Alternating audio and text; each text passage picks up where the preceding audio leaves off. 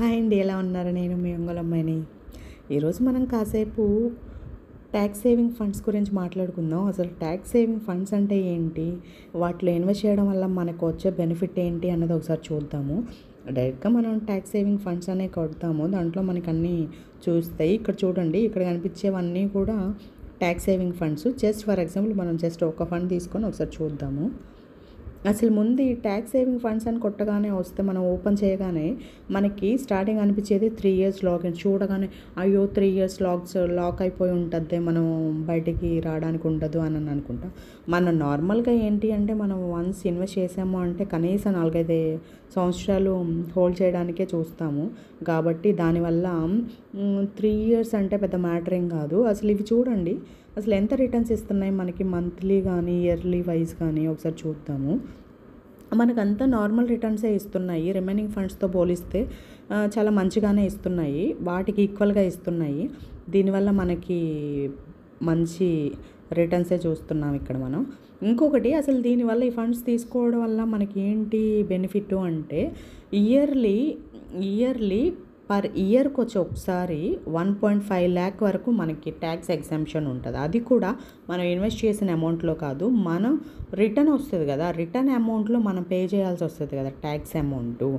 ఆ అమౌంట్లో మనకి for example మనం ఒక 2 lakhs పే చేయాల్సి వస్తుంది అంటే మనకి అందులో 1.5 lakh వరకు ఎగ్జామ్షన్ వస్తుంది. అంటే ఆ రిమైనింగ్ ఆ 50,000 మనం పే చేయాల్సి వస్తుంది. అంటే మనకి 1.5 lakh ఇయర్లీ 1.5 lakh తగ్గుతుంది అంటే బెటరే కదా. దానివల్ల ఏంటంటే మనకి అందుకని చెప్పేసి అంత ఎక్కువ ఇన్వెస్ట్ చేసేస్తే అస్సలు రూపాయి కూడా కట్టకుండా ట్యాక్స్ బెనిఫిట్ వస్తుందేమోనంటే లేదు, ఓన్లీ 1.5 lakh వరకే వస్తుంది, అంతకు మించి ఎక్కువ రాదు అంతే. అంటే దీనివల్ల మనకి యూజ్ అవుతుంది కాబట్టి మనం ఈ ఫండ్స్ తీసుకోవడంలో మనకి ఎలాంటి ఇబ్బంది ఉండదు. ఇది ఈ ఫండ్ చూద్దాం కదా, ఇంకో ఫండ్ కూడా ఒకసారి చూద్దాము.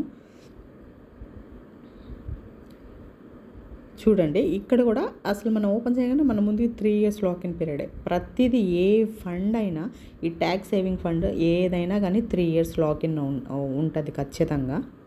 కానీ వీటికి రేటింగ్ కూడా చూడండి చాలా మంచిగా వచ్చింది. అసలు ఈ ఫండ్ అయితే ఓవరాల్గా 23% అంటే మామూలు విషయం కాదు. ఇవైతే మనకి ఓన్లీ ట్యాక్స్ సేవ్ చేసుకునే దాని వరకు అయితే మనం ఇన్వెస్ట్ చేసుకోవచ్చు. దీనివల్ల మనకి ప్రాఫిటే కానీ లాస్ అయితే ఉండదు. మీకు ఎవరికైనా ఇంట్రెస్ట్ ఉంటే ట్రై చేయండి.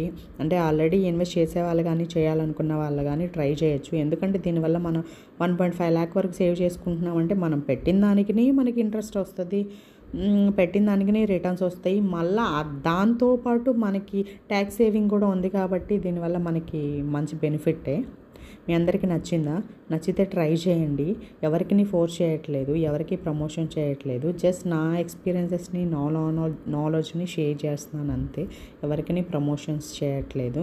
ఓకేనా? నచ్చిందా? నచ్చితే లైక్ చేయండి, షేర్ చేయండి, ఫైనల్గా సబ్స్క్రైబ్ చేయడం మాత్రం మర్చిపోకండి. ఓకేనా?